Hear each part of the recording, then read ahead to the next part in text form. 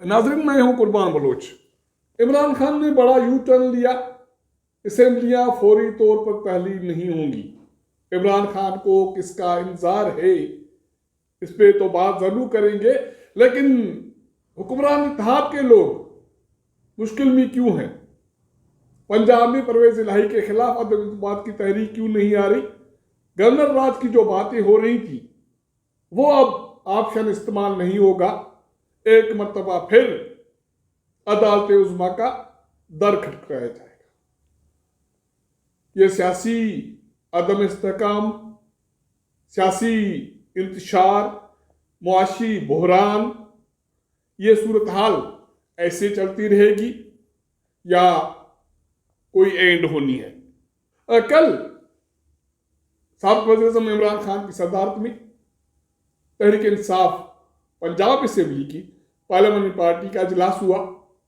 उस इजलास में वही बातें हुई कि पंजाब असेंबली को तहलील किया जाएगा।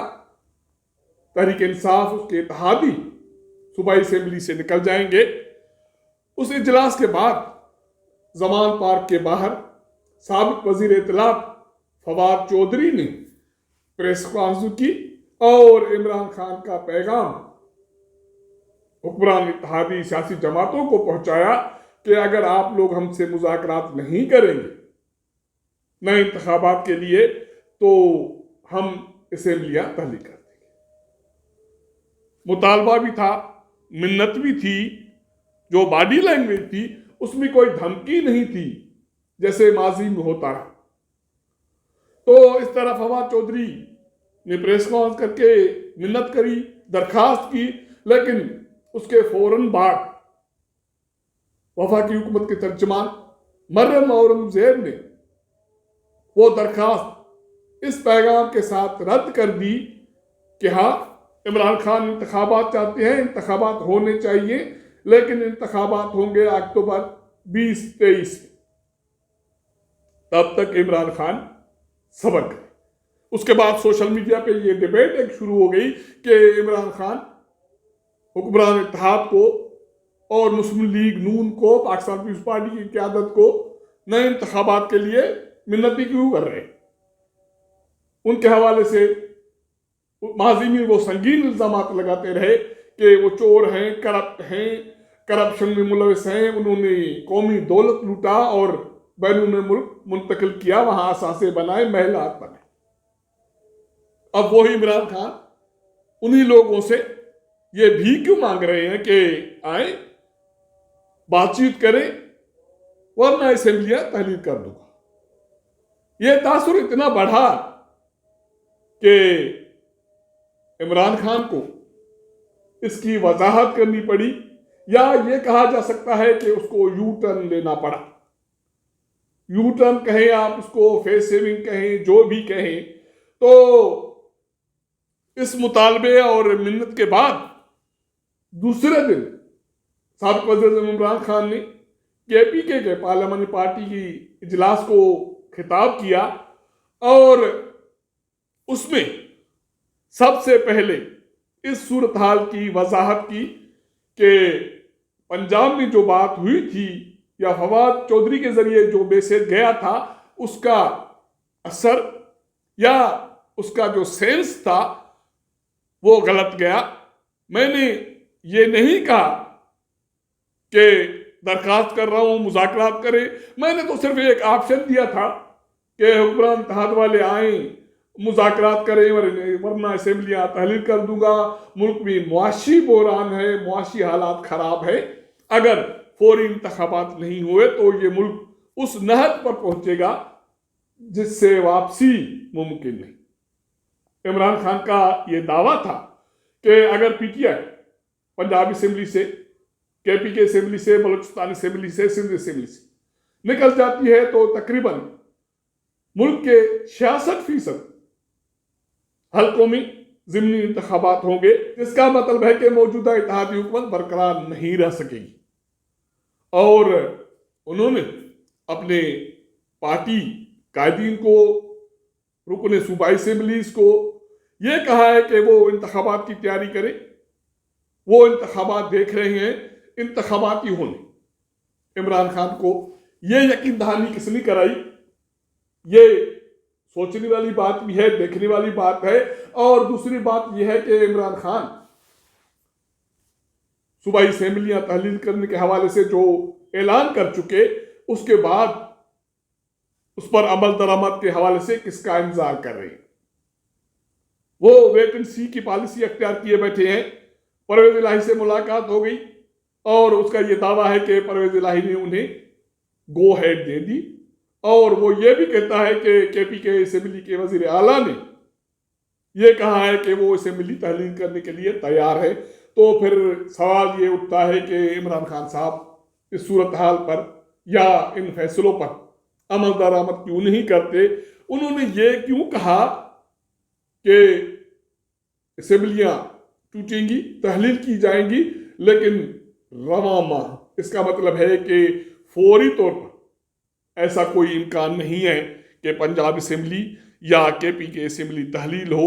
हमारी इतलात के मुताबिक अगर इमरान खान ने या तहरीक इंसाफ ने, परवेज इलाही ने, महमूद खान ने कोई हतमी फैसला किया या जो अख्तियारात इमरान खान को दिए, और वो अख्तियारात अगर इमरान खान ने इस्तेमाल किए, तो वो भी ये कहा जा रहा है कि रवां माह की तीसरे हफ्ते में या दूसरे हफ्ते के इख्तिताम के बाद सूबाई असेंबलियों की तहलील के हवाले से कोई अमली कदम उठाया जाएगा।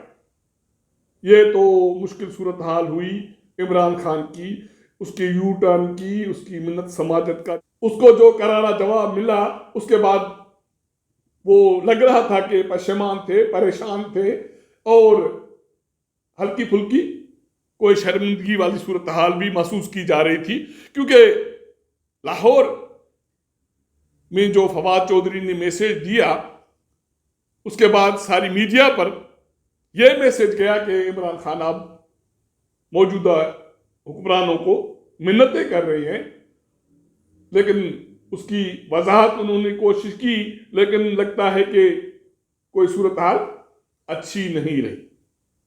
इमरान खान के इस मौकूफ के बाद या फवाद चौधरी के जो ऑफर थी नए इंतखाबात के हवाले से मुज़ाकरात की, उसके जवाब में मुस्लिम लीग नून के रहनुमा ख्वाजा साद रफीक और वजीर दाखिला राना सन्नाउल्लाह ने लाहौर में प्रेस कॉन्फ्रेंस की।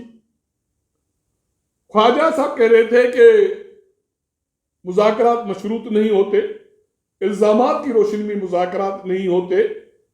अब मुज़ाकरात हमारी मजबूरी नहीं या हमारी ज़रूरत नहीं, अब मुज़ाकरात इमरान खान की मजबूरी है, ज़रूरत है, तो इसलिए वो गैर मशरूत मुज़ाकरात के लिए तैयार हो जाएं तो बात हो सकती है। अगर ऐसा नहीं होता, वो पंजाब असेंबली तहलील करने जा रहे हैं या केपी के और पंजाब असेंबली तहलील करने का फैसला कर चुके, उस पर अमल दरामद करने जा रहे हैं, तो जाएं, हम ज़िमनी इंतखाबात कराएंगे। ख्वाजा साद रफीक और राना सन्नाउल्लाह ये कह रहे थे कि हम धमकियों में अब नहीं आएंगे, लेकिन एक बात जो ख्वाजा साद रफीक ने की वो पते की थी, वो मजे की थी। वो ये कि उन्होंने कहीं भी इमरान खान के साथ, तहरीक इंसाफ के साथ मुज़ाकरात को रिजेक्ट नहीं किया। उसका ये कहना था कि माजी में भी पसे पर्दा इनडायरेक्टली मुज़ाकरात होते रहे, राब्ते होते रहे, तो इसका मतलब है कि मुस्लिम लीग नून अभी भी तहरीक इंसाफ के साथ, इमरान खान के साथ मुज़ाकरात के लिए तैयार है। और दूसरी बात यह कि ख्वाजा साद रफीक का यह भी मानना था कि जो इत्तेहादी जमातें हैं वो इमरान खान के साथ मुज़ाकरात के लिए तैयार नहीं हैं, या उनको इस हवाले से खदशात हैं, एतराज़ात हैं। तो इससे भी ये मैसेज आ रहा है कि मुस्लिम लीग नून को ज़ाहिरी तौर पर इमरान खान के साथ मुज़ाकरात पर कोई एतराज़ नहीं है, मासवाए इसके कि इत्तेहादी जमातों को उस पर एतराज़ात हैं। अब इमरान खान का पैगाम आ गया, उन्होंने अपनी सूरत हाल वाज़ेह कर दी कि फौरी तौर पर असेंबलियां तहलील नहीं हो रही, इसी माह होंगी, जब होंगी तो देखी जाएंगी। और दूसरी तरफ मुस्लिम लीग नून की तरफ से ये पैगाम आ गया कि आप कबल वक्त या फौरी इंतखाबात की शर्त से दस्तबरदार हो जाए तो तहरीक इंसाफ से मुज़ाकरात हो सकते हैं, जैसे माजी में पसे पर्दा या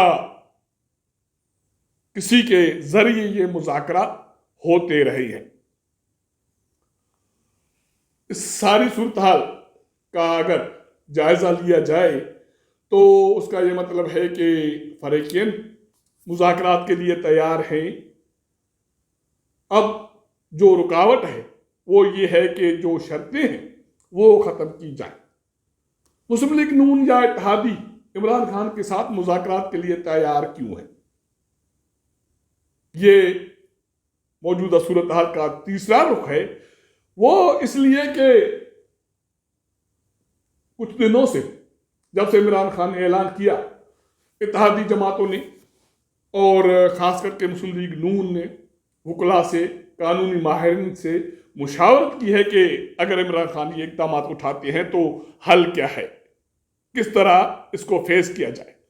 एक ऑप्शन ये था कि जो वज़ीर आला है उनके खिलाफ अदम एतमाद की तहरीक लाई जाए।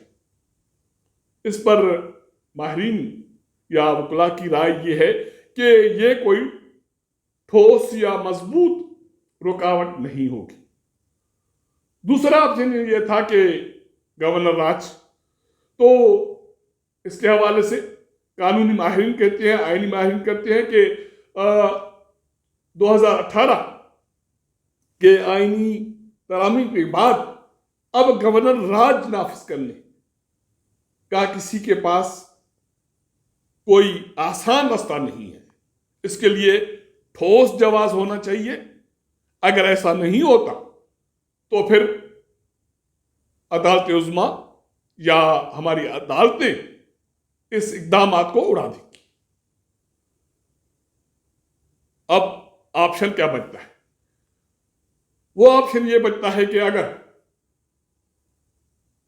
वज़राए आला पंजाब और केपी के असेंबली तहलील करने के हवाले से कोई सिफारिश, कोई समरी गवर्नर को भेजते हैं या कोई इक़दामात इस तरह की करते हैं, तो ज़रा कहते हैं कि इस हवाले से हुक्मरान इत्तेहाद में यह फैसला ऑलमोस्ट हो गया है कि उस अमल को अदालत उज़्मा में इस बुनियाद पर चैलेंज किया जाएगा कि मौजूदा हालात में असेंबलियों को या अवामी नुमाइंदगान को या जो पार्लियामान है उसको कोई खतरा लाहक नहीं है, कोई इमरजेंसी की सूरत हाल नहीं है, कोई ऐसी बात नहीं है जिसकी बुनियाद पर असेंबलियों को तहलील किया जाए। तो इसलिए वज़रा आला के इन इक़दामात को गैर आइनी, गैर कानूनी करार दे दिया जाए।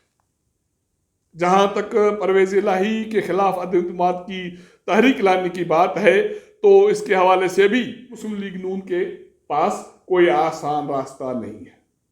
अब तक के लिए इतना। आपसे मुलाकात होगी अगले प्रोग्राम में, तब तक इजाज़त दीजिएगा। अल्लाह हाफ़िज़।